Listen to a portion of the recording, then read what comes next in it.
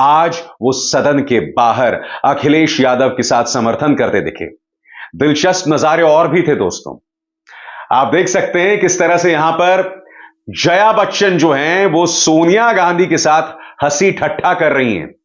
एक जमाने में बच्चन और गांधी परिवार बहुत अच्छे दोस्त हुआ करते थे, मगर फिर बेरुखी बढ़ी और दोस्ती जो है वो कहीं ना कहीं बेरुखी में बदल गई। मगर आज ये तस्वीर बहुत कुछ कहती है दोस्तों। देखिए किस तरह से हंसी ठट्ठा कर रही हैं जया बच्चन सोनिया गांधी के साथ। और आज राज्यसभा के अंदर जया बच्चन जो हैं वो भिड़ भी गई राज्यसभा के सभापति जगदीप धनखड़ के साथ, जब उनको उनके सवालों का जवाब नहीं देखा। देखिए क्या नजारा था जब जया बच्चन भिड़ गई राज्यसभा के सभापति जगदीप धनखड़ के साथ, जिन पर अक्सर आरोप लगाया जाता है कि वो पक्षपात से काम करते हैं। सुनिए क्या हुआ। Sir, I am really surprised, again confused that instead of the minister, other members are standing and questioning me. I mean, sir, आप यहाँ बैठे हुए हैं, आप उनको टोकते नहीं। हमारे यहाँ से कोई खड़ा हो जाए तो आप बिल्कुल टोक देंगे। Sir, no, this is not fair. I don't expect this from you, sir. एक second. I think I am fair to every member. Those who got up there got my test. I would as everyone, but when I do this time, it is more noticed. This side is not noticed. Yes, ma'am, you're supplementary. It is not noticeable, sir. You're supplementary. You correct us more, so it is noticeable. You don't correct them, so it's not noticeable. Simple as that. तो जैसे कि मैं आपको लगातार बता रहा हूं दोस्तों, इस बजट के खिलाफ न सिर्फ विपक्ष है बल्कि पालतू पत्रकार और अंधभक्त भी हैं।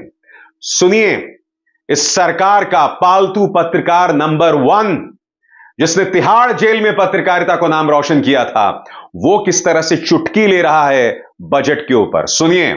इसे कहां इन्वेस्ट करेंगे, इससे क्या खरीदेंगे, क्या आप इससे नई गाड़ी खरीदेंगे, कोई नया बड़ा स्मार्टफोन खरीदेंगे, क्या इससे मकान खरीदेंगे, क्या इससे कोई जमीन का टुकड़ा खरीदेंगे या महंगे महंगे कपड़े खरीदेंगे। लेकिन आज से ही आप अपना निवेश प्लान कर लीजिए, क्योंकि आज से एक बहुत बड़ा वर्ग है मध्यम वर्ग, जिसे 650 रुपए का फायदा होगा हर महीने, 850 रुपए का होगा, और एक वर्ग तो ऐसा भी है जिसे 1500 रुपए महीने का फायदा होगा। तो अब आप प्लान कर लीजिए कि इस पैसे को आप कहां निवेश करने वाले हैं। अभी तो आपको समझ में भी नहीं आएगा कि आप इतने पैसे का आखिर क्या करेंगे।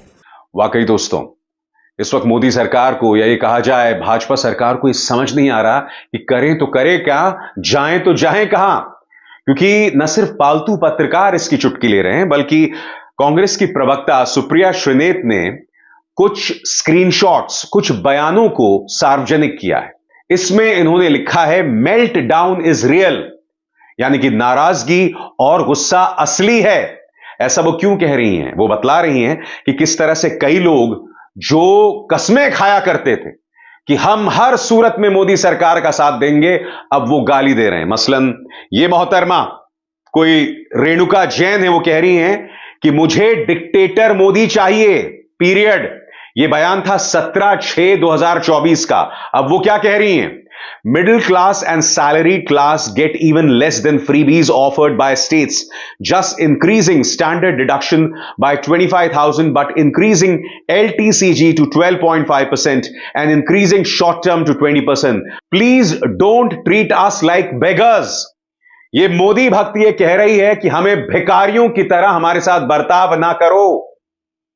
जब आपने आंख बंद कर ली हो, जब आप अपने सोचने समझने की शक्ति खो बैठे हो और आप मुद्दों पर सरकार को कटघरे में ना खड़ा करें, तब यही होता है। इसके बाद मिलिए एक और अंधभक्त से।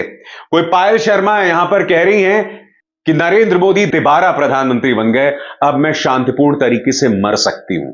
अब ये पायल शर्मा क्या कह रही हैं आपकी स्क्रीन पर? टैक्स के मामलों में यह अब तक की सबसे खराब सरकार है, द वर्स्ट। और इसके बाद ये 4 लेटर वर्ड का इस्तेमाल करती है, जिसका इस्तेमाल एफ से होता है, जो मैं आपको बता भी नहीं सकता। उसके बाद देखिए, ये कोई सीए हैं शुभम अग्रवाल। उन्होंने आज से 1 साल पहले बजट की तारीफ करते हुए कहा था कि मोदी सरकार की सबसे अच्छी बात है कि ये फ्रीबीज का इस्तेमाल नहीं करते, रेवड़ियां नहीं बांटते। अब ये क्या कह रहे हैं कि अगले लोकसभा चुनावों में मैं कांग्रेस को वोट दे रहा हूं, और फिर अंत में कोई अंशिका शर्मा है, इन्होंने 1/6/2024 में कहा था, फिर एक बार मोदी सरकार अब ये क्या कह रही है कि मैं इस सरकार को वोट नहीं दूंगा अगर वो वित्त मंत्री नहीं बदलते हैं। तो जाहिर सी बात है दोस्तों, भक्तों में जबरदस्त नाराजगी है, जबरदस्त नाराजगी है। खुद अंधभक्त इस बजट को जायज ठहराने का काम नहीं कर रहे। वो अंधभक्त जो कहते थे हम तो इसी बात से खुश हैं कि मोदी सरकार ने मुसलमान को सेट कर दिया है, मुसलमान को ठिकाने लगा दिया है, अब वो भी इस बजट को जायज नहीं ठहरा पा रहे हैं। सबसे बड़ी बात दोस्तों, मध्यम वर्ग, मिडिल क्लास, जो भाजपा का पुख्ता सपोर्टर रहा है, उसे कुछ नहीं मिला है। और सबसे शॉकिंग बात जो हर मां बाप देख रहा है कि शिक्षा पर जो खर्च है उसमें किस तरह से कमी आई। मैं आपको दिखाना चाहता हूं दैनिक भास्कर का यह ग्राफिक। एनडीए ने यूपीए के मुकाबले शिक्षा पर 1.4% बजट कम खर्च किया है। और मैं आपको बतला दूं कि शिक्षा पर एनडीए ने जो खर्च किया है वो लगातार 2014 से नीचे आता जा रहा है। ऐसा नहीं कि कभी उछाल आया हो, क्योंकि अगर आप यूपीए की सरकार में देखेंगे तो कुछ ऐसा भी दौर था जब शिक्षा पर करीब 5% खर्चा गया था। आप देख सकते हैं शिक्षा पर कांग्रेस की सरकार ने साल 2008-2009 में 5% खर्चा था, उसमें गिरावट आई। मगर जहां तक एनडीए सरकार की बात है या मोदी सरकार की बात है, शिक्षा पर खर्च लगातार कम होता गया है।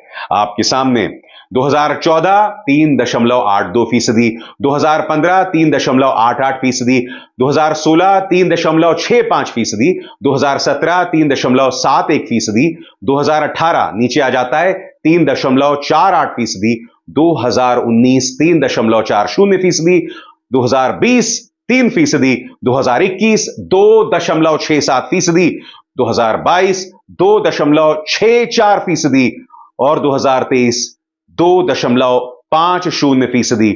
इस तरह से आप देख रहे हैं लगातार गिरावट आ रही है।